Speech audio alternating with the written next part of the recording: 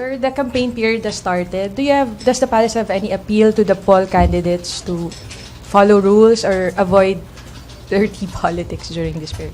Yeah, diba, the president even has called upon the members of the cabinet to strictly follow the rules on the prohibition on government employees, officials, not to campaign for or against any particular candidate, excepting himself, because the provision says he is exempted from it.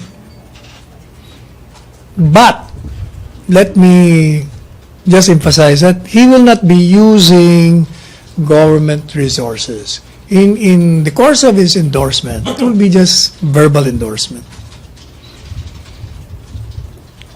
Sir, how about your appeal to the candidates?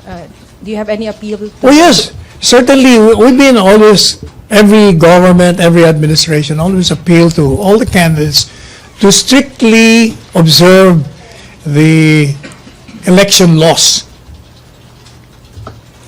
We have to have a clean, honest, fair, credible election.